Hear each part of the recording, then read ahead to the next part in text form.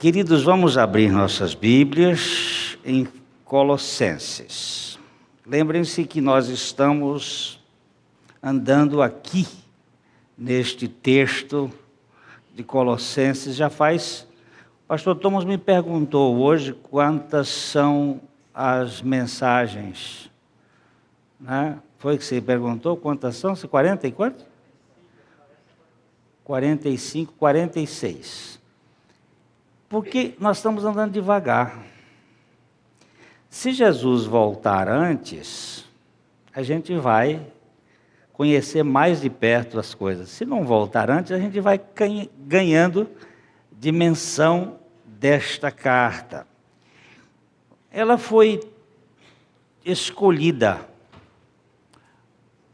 pela graça de Deus para estarmos tratando, porque ela é uma carta muito atual em razão dos mesmos problemas que aconteciam lá, acontecem hoje aqui. Porque na cidade de Colossos estava havendo um movimento herético, incipiente, que estava surgindo, que tinha como objetivo tirar Jesus Cristo do páreo, fazer com que Jesus fosse minimizado, o valor dele, a importância de Cristo. Esta é a ênfase desde o jardim do Éden, quando a serpente colocou a teomania no coração dos nossos primeiros pais. Então nós vamos ler aqui dos versos, hoje nós não temos leitores lá, capítulo 1 de Colossenses. Eu vou ler aqui nessa versão da NIV, da Nova Versão Internacional, que diz assim: ele é, verso 15, ele é a imagem do Deus invisível, o primogênito de toda a criação, pois nele foram criadas todas as coisas dos céus e na terra, as visíveis e as invisíveis, sejam tronos ou soberanias, poderes ou autoridades. Todas as coisas foram criadas por ele e para ele. Ele é antes de todas as coisas, nele tudo subsiste. Ele é a cabeça do corpo, que é a igreja, e o princípio e o primogênito dentre os mortos, para que em tudo tenha a supremacia. Pois foi do agrado de Deus que nele residisse toda a plenitude, e que por meio dele reconciliasse consigo todas as coisas, tanto as que estão na terra, quanto as que estão nos céus, estabelecendo a paz pelo seu sangue derramado na cruz. Pai Santo, nós precisamos da Tua infinita graça para conhecermos a pessoa sublime de Jesus. E Tu vens falar conosco por meio do Teu Espírito e da Tua Palavra. Nós Te bendizemos por isto, em nome de Jesus, agradecemos. Amém. O panteão grego, você sabe o que é panteão?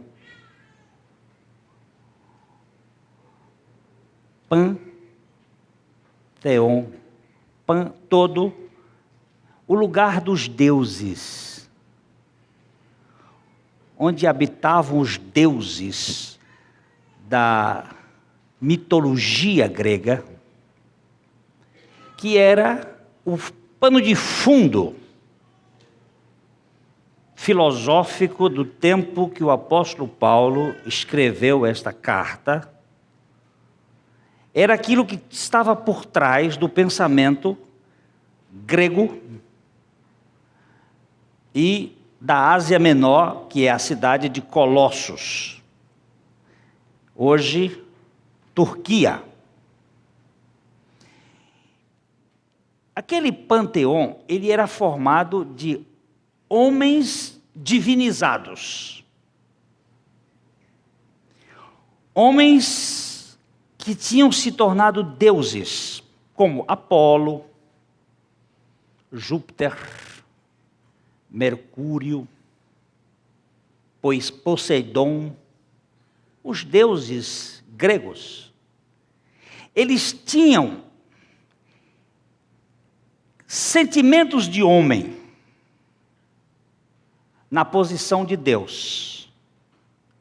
Eles eram a maximização do homem, a potencialização do homem. Eram deuses criados pela criatura, que tinham uma potência dos sentimentos dos homens. Eles tinham sentimentos de vingança, eles tinham sentimentos de inveja, eles tinham sentimentos de medo, eles tinham sentimentos de ódio. E o panteão grego é formado de uma guerra entre os deuses. De repente, Apolo vê um problema e entra numa guerra contra Júpiter, e assim eles travam guerras dentro dos sentimentos humanos. Por trás de toda aquela teomania estava uma humanidade muito egoísta. Os deuses gregos são deuses de pé de barro, que estão cheios de ressentimentos e de todas as formas de agressões.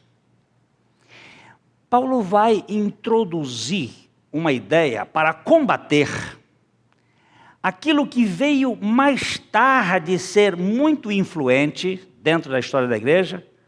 Estamos falando aí do ano 60 e pouco, quando essa carta foi escrita. E mais tarde o gnosticismo, que é uma doutrina grega que põe o homem no centro e todos os sentimentos, criou uma espécie de escada de intermediários, que eles chamam de aions, entre o homem e Deus. Porque Deus, sendo muito grande, muito elevado, muito distante, Ele não pode se interessar conosco, que somos pessoas falíveis, cheias de defeitos. Então, neste meio, entre Deus e os homens, foi feita uma escada de intermediários, de seres que iriam exercer funções de secretários, de adjuntos, de intermediários entre Deus e o homem.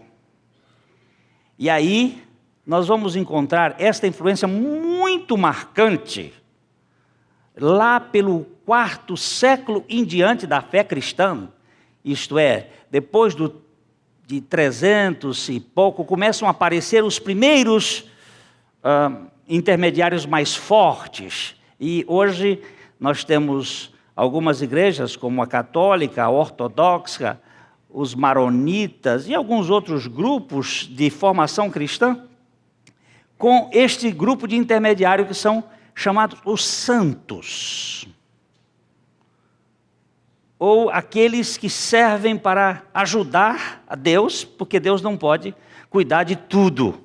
Então ele bota essa turma no meio para secretariar e ajudar. Aí você tem um aperto no campo do casamento, tem umas filhas para casar, é o caso meu. Então eu tenho que caçar Santo Antônio, que é chamado o casamenteiro, foi um ilustre português, e lá eu tenho que apresentar minha questão para ele ir para alguém na hierarquia, né? E assim chegar até Deus, porque Deus não vai dar conta de tudo isto que está aí. Então Paulo está dizendo, não. É o inverso.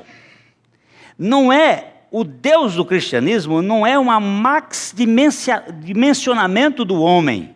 O Deus do cristianismo é um encolhimento do Deus absoluto que resolveu encaixar na altura do homem. É um encurtamento da grandeza de Deus sem perder a sua essência. O Deus da Bíblia, o Deus que se revelou ao homem, Jesus Cristo, ele não é um homem na sua dimensão pecaminosa, mas ele é um homem impressionante que se interessa conosco na nossa falência. Então Paulo vai mostrar aqui que este Deus, ele é a imagem do Deus invisível que nós não podemos compreender. Você e eu não podemos compreender as coisas invisíveis, e muito menos a grandeza do Deus abscondictum. É uma expressão da Idade Média de um escritor que não sabemos quem é, o nome dele. Ele escreveu um livro chamado A Nuvem do Desconhecido. Neste livro, ele fala de Deus, o Deus grande, o Deus magnânimo, o Deus que nós não podemos exaltar.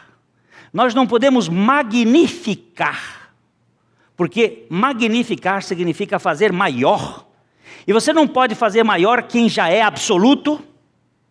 Este Deus, que não cabe na minha cabeça e na sua, porque ele é grande demais, ele teve que se comprimir e ficar na figura de um homem, sem perder a sua essência de Deus. E sem levar a natureza de ódio, de ressentimento, de inveja, de orgulho, do pecado do homem sobre si.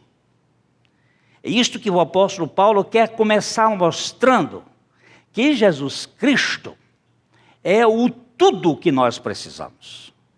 E que nós precisamos conhecer este Deus extraordinário. Se nós perdermos de vista Ele, nós estamos realmente estragados.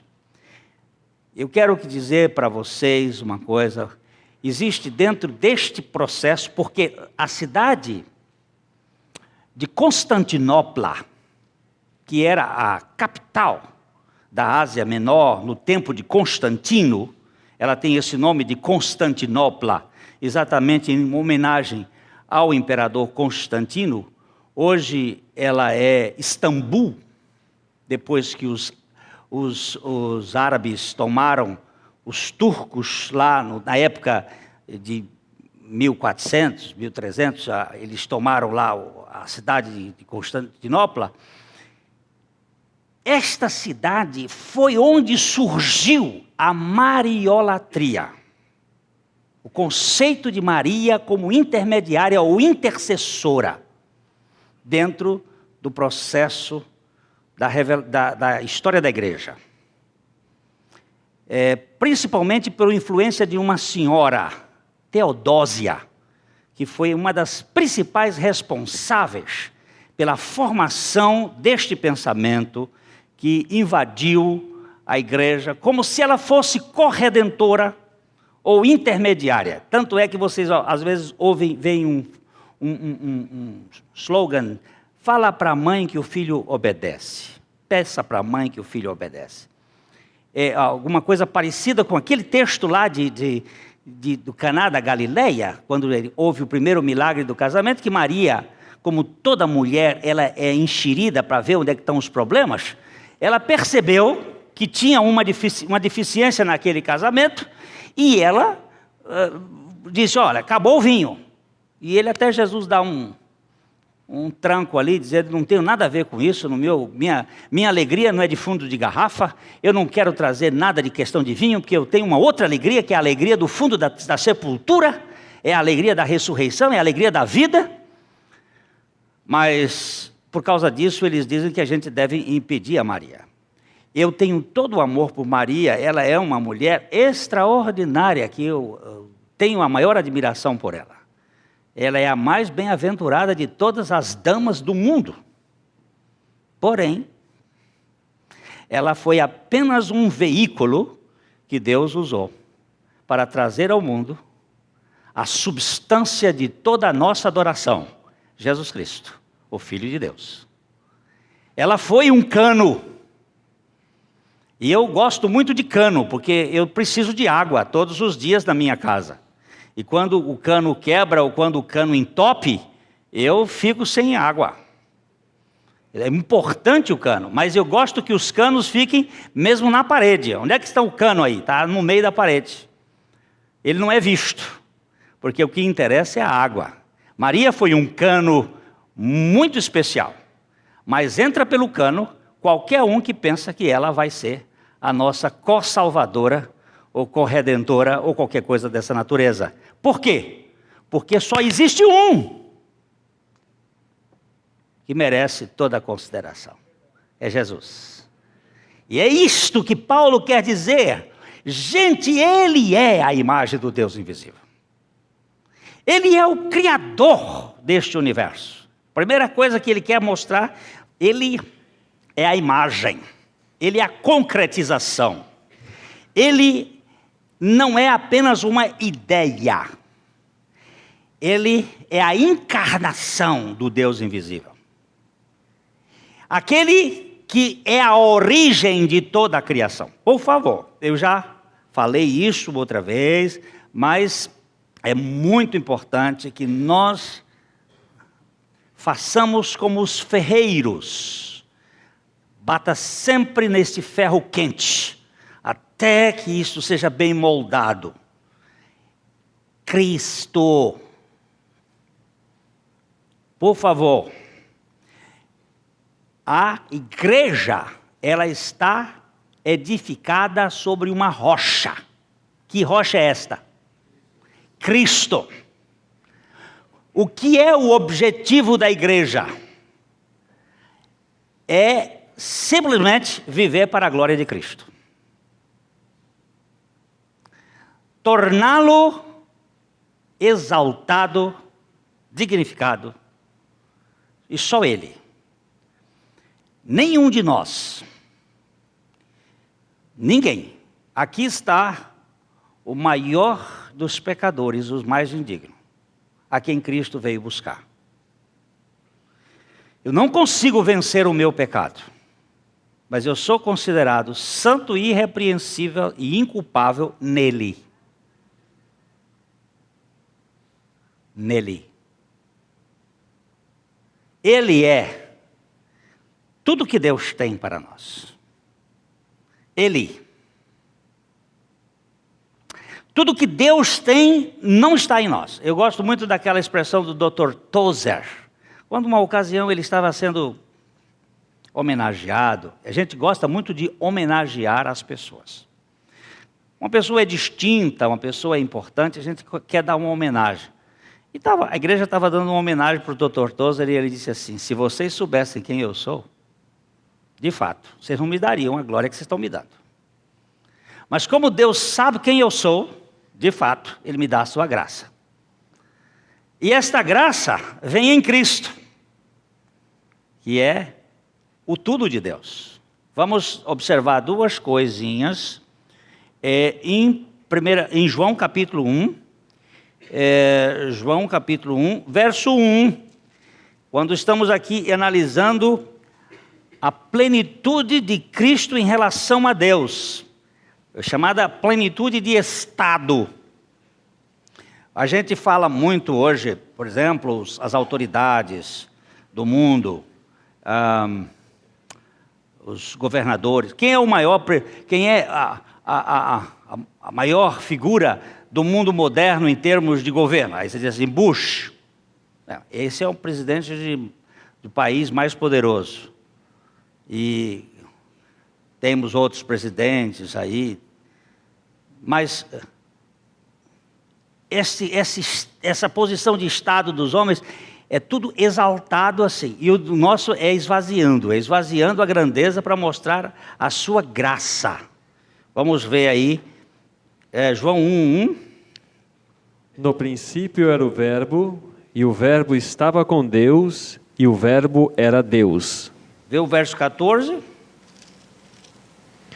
E o Verbo se fez carne e habitou entre nós, cheio de graça e de verdade.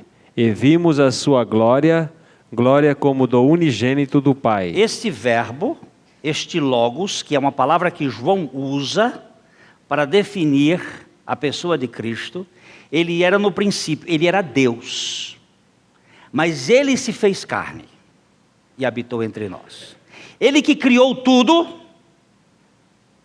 resolveu descer e se tornar homem. Para quê? Qual era a finalidade dele como homem? Nos salvar.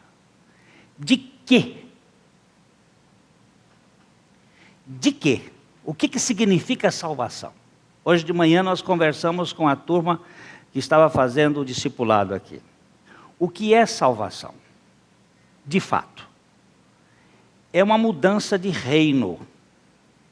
Eu antes vivia num reino.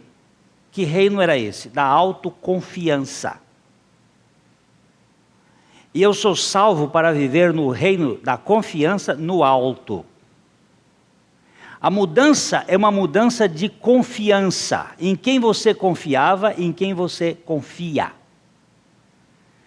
A Bíblia diz que quando o Espírito Santo viesse, convenceria o homem do pecado, da justiça e do juízo. E aí define o pecado. Do pecado, e aí? Porque não creem em mim. Jesus dizendo, do pecado porque não creem em mim.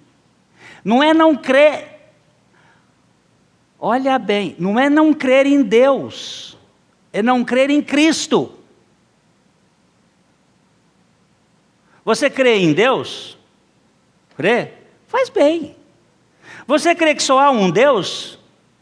Ah, creio. Tudo bem. Você é irmão na fé do diabo. A Bíblia diz assim, você crê que há um só Deus? Os demônios também creem. Agora, você crê que Jesus Cristo é o único Senhor e Salvador de sua vida? Que só Jesus e mais ninguém? É isso que você crê? Se você não crê nisso, você não é cristão. Olha, eu estou dando muito graças a Deus, meu Pai, que Ele está tirando toda a minha autoconfiança. Ele tem permitido que eu meta os pés pelas mãos. Ele tem permitido que eu fracasse. E isto é um projeto da graça. A graça de Deus tem este maravilhoso trabalho em nos desconstruir de nossa autoconfiança, para que nós possamos confiar somente naquele que é o Criador do universo, mas que se encarnou, se tornou um homem, cheio de graça e de verdade, para vir se interessar comigo, por mim. E Ele não precisa de intermediário, não. Ele não precisa de secretário. Ele dá conta sozinho. Todas as ligações, todos os cabos de todos os computadores humanos que estão por aí, estão ligados diretamente na central dele.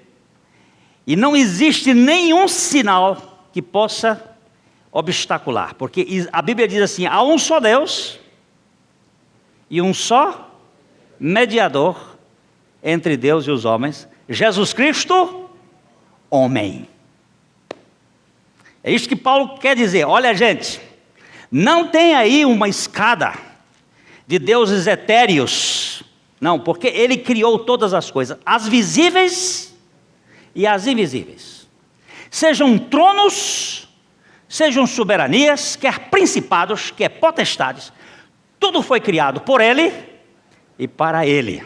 Opa! Aqui nós já começamos, e eu quero dizer uma coisa para você.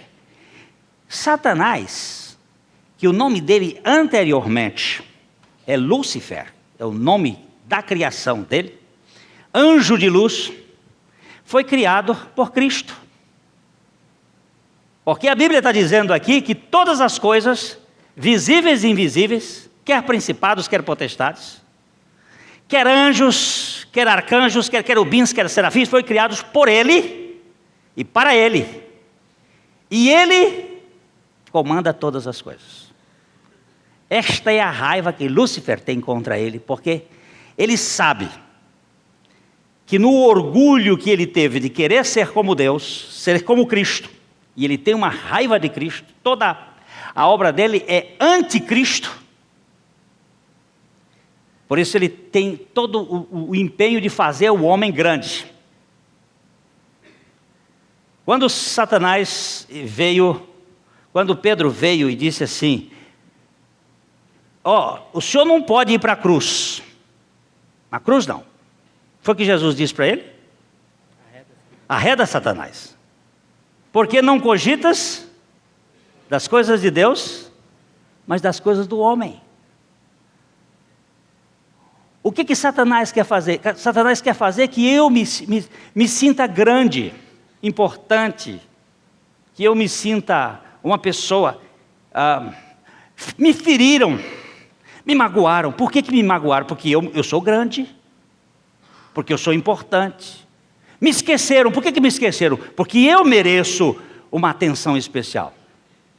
Isso é o poder do pecado. Aí Jesus vem, diz, não, vamos tirar isso aqui de cima de você. Isso é uma carga muito pesada. Eu vou ser homem, eu vou encarnar para tirar de vocês esta tendência de grandeza que acaba vocês se tornando insuportáveis. Gente, não existe coisa pior numa pessoa do que a sua autoconfiança. E isto é o que a psicologia tem tocado, isto é o que a pedagogia moderna tem tocado, e isto é o que nós temos mais investido, é a autoconfiança, mas a autoconfiança é exatamente aquilo que nos destrói.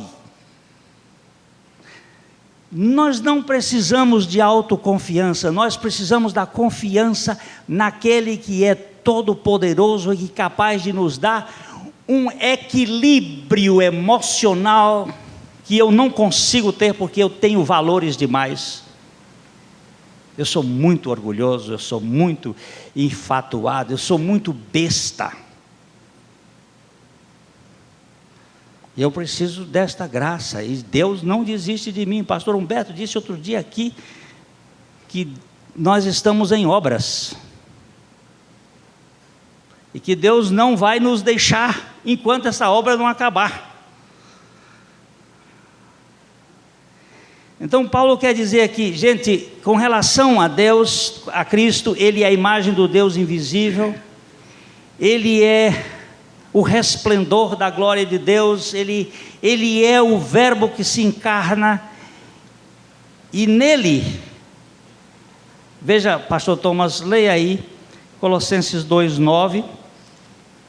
Porquanto nele habita corporalmente toda a plenitude da divindade. Ele está concentrado toda a plenitude da divindade. Em relação a Deus, a plenitude de Cristo é total. Em relação à criação, sendo Deus, Cristo é também o Criador.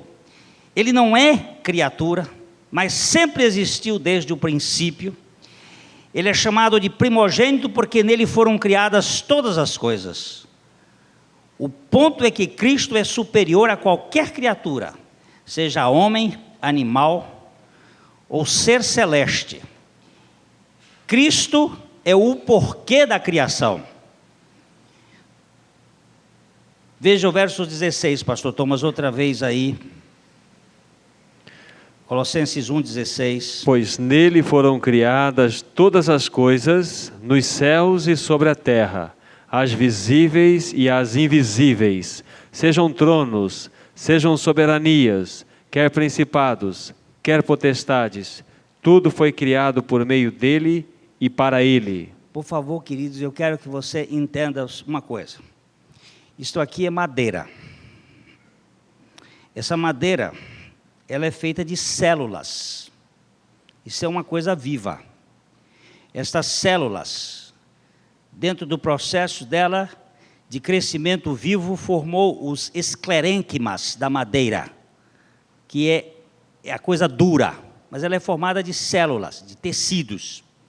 Agora, esses tecidos, eles são formados de átomos. Estes átomos são formados de partículas subatômicas. E essas partículas subatômicas, quando elas são desintegradas, é pura energia, é poder. O que está por trás daquilo que você poderia chamar de metafísica, a física, a metafísica, é o poder da antimatéria. Lá na Bíblia sua, vai dar uma olhadinha em Hebreus capítulo 11, verso 3.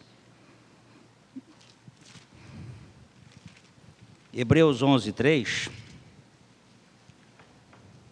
Pela fé, entendemos que foi o universo formado pela palavra de Deus, de maneira que o visível veio a existir das coisas que não aparecem. Porque nele foram criadas todas as coisas. Pela fé, entendemos que o universo foi criado pela palavra de Deus. A palavra de Deus, o Logos de Deus, o Verbo de Deus é Cristo. Ele é a energia. Ele é o poder que concentra toda a criação. Ele não é só o criador deste universo, ele também é o sustentador deste universo. Está escrito aqui, no verso 17, pastor Thomas, de Colossenses. Quando eu falar assim, lembra-se que nós estamos lá. Ele é antes de todas as coisas. Nele tudo subsiste. A palavra subsiste. Subexiste. A subexistência, ou a existência debaixo da qual sustenta o universo, é Cristo.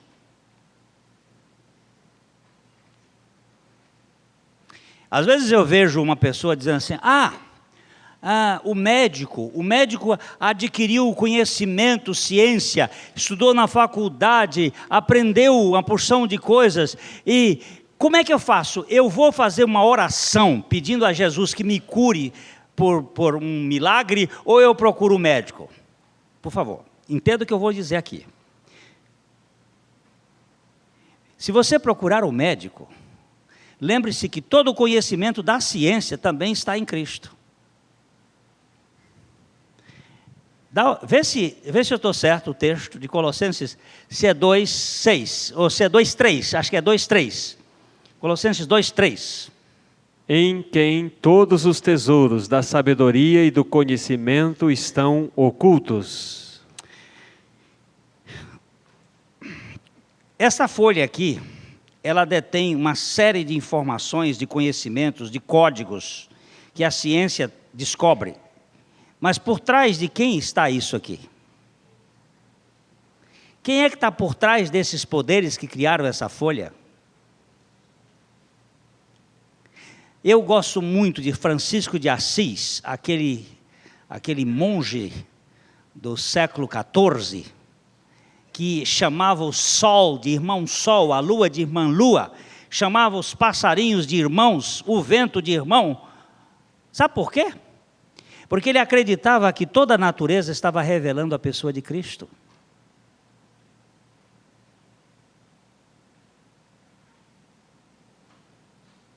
A ciência toda, ela tem Cristo. E eu vou dizer mais uma coisa, não há um cientista verdadeiro que não vá se render à suficiência de Cristo dentro da ciência. Se alguém não crê em Cristo, é pura empáfia do pecado. Mas os verdadeiros cientistas, eu estava ainda lendo essa semana passada, Wernher von Braun. Quem é Wernher von Braun? Aquele cientista da Apollo, do projeto Apollo. Aquele homem que fez, aquele projeto que fez levar o homem para a Lua. Se é que o homem foi para a Lua, já disse aqui domingo passado. É uma discussão agora mais séria. Mas que fez aqueles projetos. Ele disse, eu não posso olhar a grandeza do universo e não me render diante da pessoa de Cristo.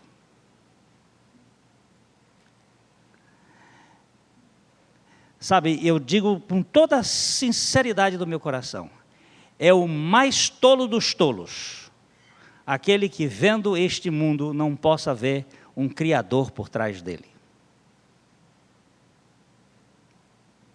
Eu vi a repórter da Rede Globo essa semana fazendo uma crítica a um dos estados americanos, mais um estado, que está colocando o criacionismo dentro das escolas. Porque é muito mais provável você admitir o que é a lei, as leis do criacionismo, do que você admitir como é que naquela sopa de caldo lá do Big Bang, a ameba virou peixe, e o peixe virou anfíbio, e o anfíbio virou réptil, e o réptil virou ave, e a ave virou mamífero. É muito mais difícil este pulo de lá para cá, do que dizendo, um Criador, com um poder, todo-poderoso, fez aparecer com o seu poder as coisas que agora existem. Aquilo que é visível, a gente não enxerga, mas por trás dele está o poder de Cristo. Eu quero andar por aí agora, sendo curado da ansiedade. Pastor Humberto falou ainda há pouco sobre o problema da ansiedade. Jesus colocou ali, não andeis ansiosos com o dia de amanhã. Tenho sido, agora eu já posso falar para vocês do livrinho que estou quase no fim dele. Que livrinho precioso, chamado Evangelho Maltrapilho. Até a capinha dele parece velha. Do Brennan Manning. Mas que livrinho bom. Ele conta uma historinha, eu já falei para o meu grupo da terça-feira, muito preciosa. De um monge que vinha correndo de um tigre. O tigre vinha vapt-vapt para pegar o monge. E ele correndo dentro da mata. De repente ele chegou num penhasco, lá num pirambeira. Ele olhou e viu e não tinha mais para onde correr. E o tigre vem atrás. O tigre babando, salivando para comer aquele cara. Tem o jantar hoje. Ele viu uma corda pendurada naquele penhasco. Ele pulou na corda e desceu um pouco. E foi até um certo pedaço. Segurando aquela corda, ele olhou para baixo e viu 150 metros de profundidade e aquelas pedras pontiagudas lá embaixo. Ele olhou para cima, a uns 20 metros dele, e está o tigre olhando para ele. Aí ele olha para um lado assim e percebe 2 camundongos roendo a corda.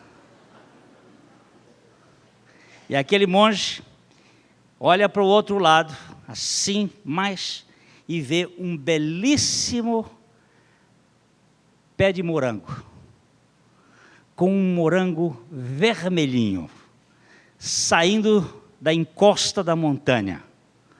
Aquele morango lindo. E ele não teve conversa. Ele estendeu a mão, apanhou aquele morango, não foi dar para os ratos, comeu e disse, este é o morango mais gostoso de toda a minha vida. Preocupação dele, se o rato roer, para cima ou para baixo. E Brennan Manning diz uma coisa muito interessante. Eu não preciso me refugiar no meu passado. Tem um tigre lá. Eu não preciso ficar preocupado com o meu futuro. Tem pedras lá embaixo. Eu tenho um morango e eu preciso me deliciar dele agora. Eu tenho Cristo. Se tem coisas no meu passado, e no meu tem, eu tenho Cristo. Se tem rato comendo a corda, roendo a corda, eu tenho Cristo. Ele é meu Salvador. Ele se interessa por mim. E esta é a hora que eu tenho. Eu vou saboreá-lo. Porque nele está toda a riqueza do Evangelho. O meu Evangelho é Cristo. A minha religião é Cristo. A minha vida é Cristo. Quando nós ganharmos essa dimensão, soubermos que Ele tem o controle de todas as coisas, nós vamos parar com estas questõezinhas superficiais. Se o rato vai terminar de roer a corda. Depois de contar a história, alguém disse, e o rato? E eu disse, e o morango? Você está preocupado com o rato, rapaz? Ou está preocupado em saborear aquele prato delicioso, o pão nosso de cada dia nos dá hoje, que é a pessoa de Cristo na minha vida.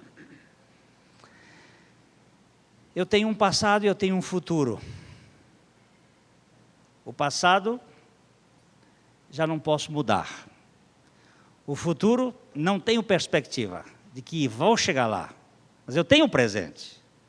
E nesse presente eu preciso saborear a grandeza da graça de Deus em Cristo. Eu falei uma metáfora, viu, queridos? Entenda o que significa esta riqueza. Nós vamos continuar no segundo culto, ainda a abordar este lado delicioso do conhecimento daquele que nos satisfaz.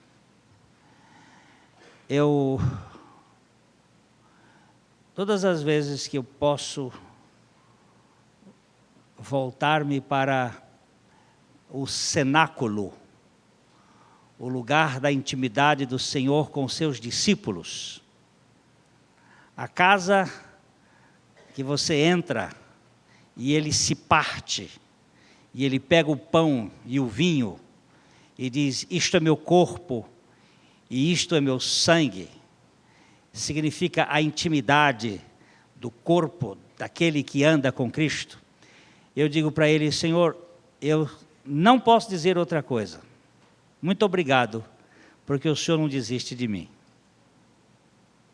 Muito obrigado, porque o Senhor não fica cansado comigo. Os jovens se fatigam, os velhos de exaustos caem, mas os que esperam no Senhor renovam as suas forças, sobem com asas como o de águia, correm e não se cansam, caminham e não se fatigam, porque nós temos aquele que supre a nossa necessidade. Como foi o nome da padaria?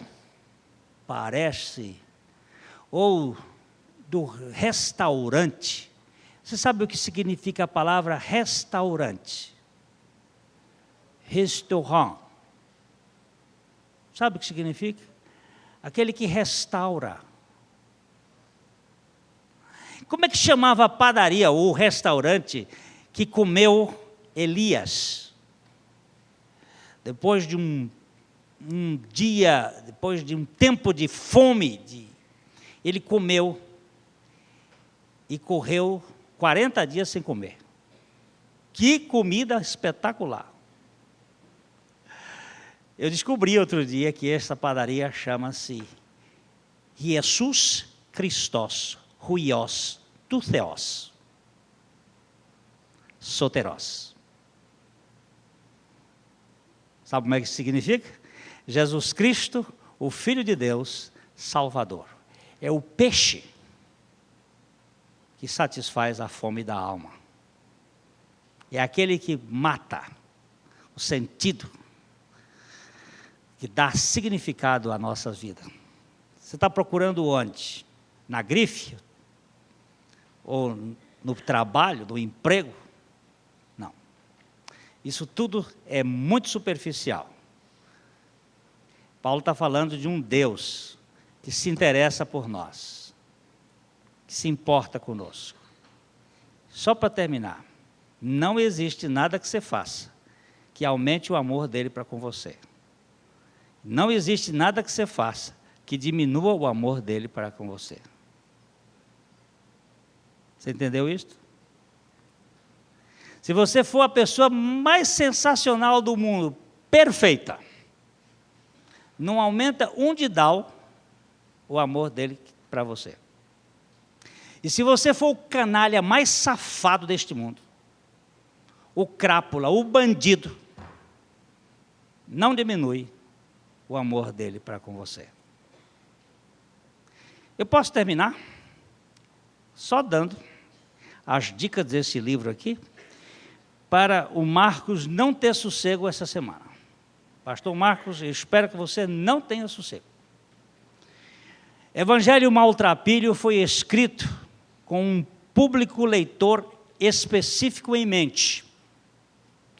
Este livro não é para super espirituais, não é para cristãos musculosos que têm John Wayne como herói e não Jesus. Não é para acadêmicos que aprisionam Jesus na torre de marfim da exegese. Não é para gente barulhenta e bonachona que manipula o cristianismo a ponto de torná-lo um simples apelo ao emocionalismo. Não é para os místicos de capuz que querem mágica na sua religião. Não é para os cristãos aleluia, que vivem apenas no alto da montanha e nunca visitaram o vale da desolação. Não é para os destemidos, que nunca derramaram lágrimas. Não é para os zelotes ardentes, que se gabam como o jovem rico dos evangelhos. Guardo todos estes mandamentos desde a minha juventude. Não é para os complacentes, que ostentam sobre os ombros um sacolão de honras, diplomas e boas obras, crendo que efetivamente chegarão lá. Não é para os legalistas que preferem entregar o controle da alma a regras a viver em união com Jesus. O Evangelho Maltrapilho foi escrito para os dilapidados, os derrotados e os exauridos. Ele é para os sobrecarregados, que vivem ainda mudando o peso da mala pesada de uma mão para outra. É para os vacilantes e de joelhos fracos, que sabem que não se bastam de forma alguma e são orgulhosos demais para aceitar a esmola da graça admirável. É para os discípulos inconsistentes e estáveis, cuja azeitona vive caindo fora da empada. É para homens e mulheres pobres, fracos e pecaminosos, com falhas hereditárias e talentos limitados. É para os vasos de barro, que arrastam pés de argila. É para os encurvados e contundidos, que sentem que sua vida é um grave desapontamento para Deus. É para a gente inteligente que sabe que é estúpida, e para discípulos honestos que admitem que são canalhas. O Evangelho Maltrapilho é um livro que escrevi para mim mesmo e para quem quer que tenha ficado cansado e desencorajado ao longo do caminho. O Evangelho Maltrapilho é o Evangelho de Jesus Cristo, que se interessa com gente como eu. Quem sabe? Você. Deus tem solução. Ele desceu lá do seu trono e apanhou uma bacia e pegou uma toalha e foi lavar pé de gente fracassada. Que Deus nos dê graça de entender o que significa este Deus que sai do seu panteão e que investe lá no porão da nossa casa. Amém. A mensagem que você acabou de assistir faz parte do Ministério de Comunicação Palavra da Cruz. Temos um grande acervo de estudos bíblicos em áudio e vídeo. Distribuímos também gratuitamente o jornal mensal Palavra da Cruz. Entre em contato conosco pelo fone 0 operadora 43 3372 8900 ou pelo e-mail livraria@piblondrina.com.br. Visite-nos pelo site www.livrariapiblondrina.com.br ou acesse www.piblondrina.com.br. Graça e paz.